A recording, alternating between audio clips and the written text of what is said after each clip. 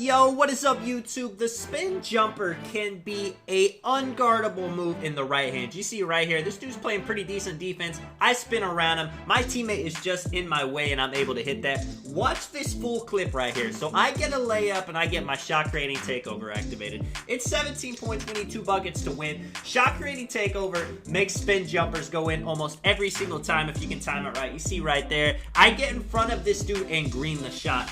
You don't just want to do a spin jumper just to do a spin jumper to look flashy. I use a spin jumper to get in front of my opponents. Look at this. This is basically a crab. He holds B because he's not trying to get his ankles broken. And by doing that, it allows me to get in front of him. So let's get into it. I'm going to give you guys the animation you need to get this kind of spin jumper. And then I'm going to tell you guys how to use it, what to do, all that good stuff.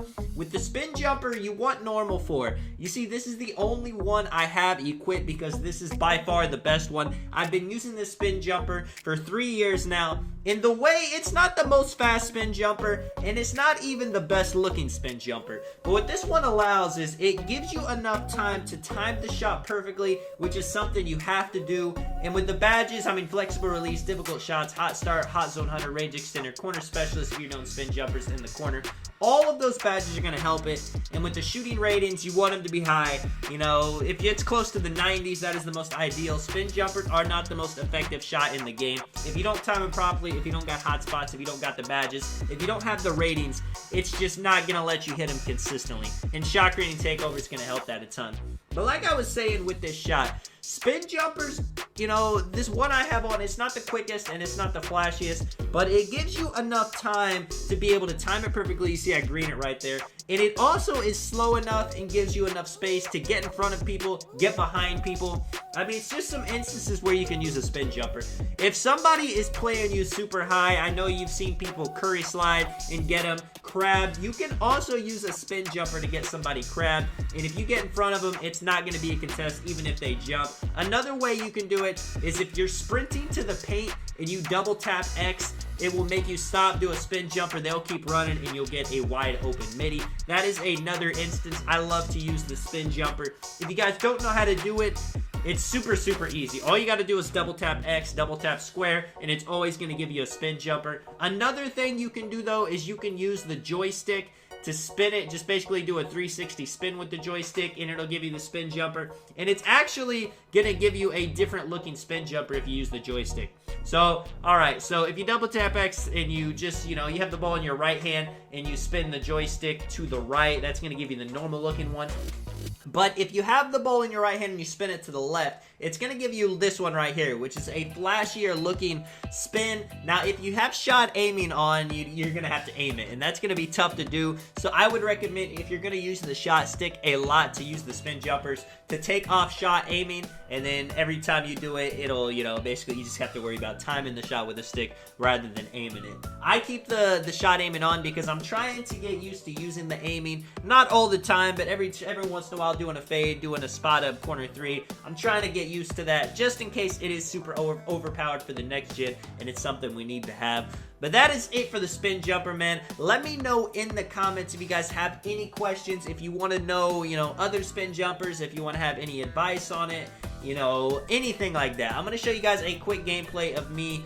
Just a more of a, you know, just a nice casual park game, but I actually use spin jumpers in this game. So it's not just something I do every once in a while when I'm trying to, you know, when I'm trying to show off for a video. I actually effectively use spin jumpers, you know, pretty much. I wouldn't say every game because, you know, some games it's just not necessary. If it's giving me like a, you know, a wide open 3 or a wide open dunk, I'm gonna take it. You know, I'm not gonna force a spin jumper on anybody. Why would I?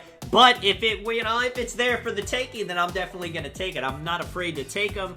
You know, that's my kind of play style. We got V Doyar, right? I don't know what his name is. I'm not gonna lie. My bad for mispronouncing your name. But he's got the tattoos on his arms that makes me think he is a sweat. Dotting Beast, wide open. The man is using the shot stick aiming. Beast is probably the best shot stick aimer post score on the game that doesn't use the mods, because we all know everyone's basically using a modded controller. Beast is not doing that right here. This man giving me a little bit too much room.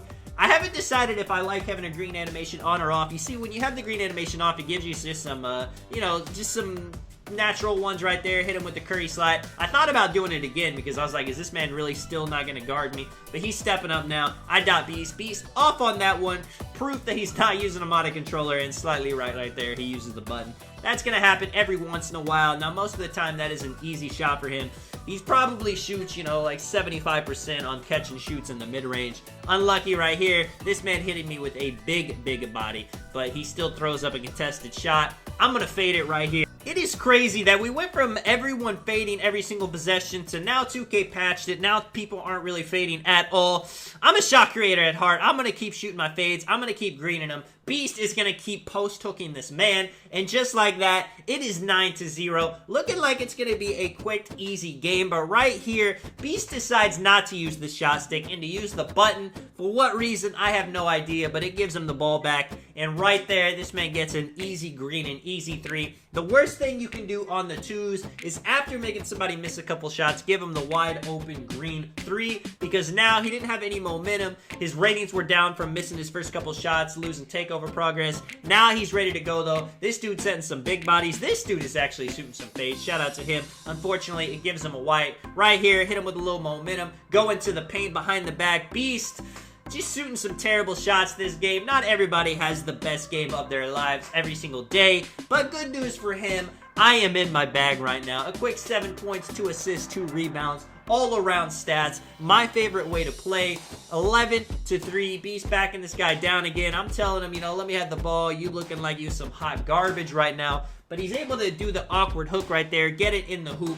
I need anything for shot creating takeover. And when I'm this close to shot creating takeover, I can't lie. I'm feeding for it. Beast shoots a center right there, though. He's doing his thing. You know, I gotta be unselfish, man.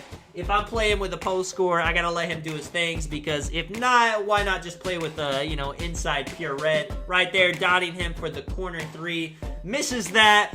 You know, oh man, I needed that assist to get my takeover. I am so close. I feel like I have been, I mean, how long have I been on the tee right here, man? It must have been for like 2 minutes. Right here, 5-15. This guy's shooting some crazy shots. This man thinks he's Ticino. You know, those are cool shots to take, but if you're not having the game, if you're not high, you should probably take some safer shots. Looks like he was going to do a post-hop shot right there. Passes the very high IQ pass right there. Not something you're going to see a post scorer make very often. Now it is takeover, and you guys saw the beginning of this in the clips, man. Hit him with the momentum, get in front of him, grab him with the shot creating takeover, and we already know how this ends. This man's going to hold B. He's going to, you know, try not to get, I don't know, try not to get broken, I suppose, but whatever he does, it does not work. Get him out of here, man. Let me know if you guys enjoyed the video. If you guys use a different spin jumper, definitely let me know in the comments. I would love to hear it. This is Tonic. I will catch you guys in the next one. I'm out. Peace.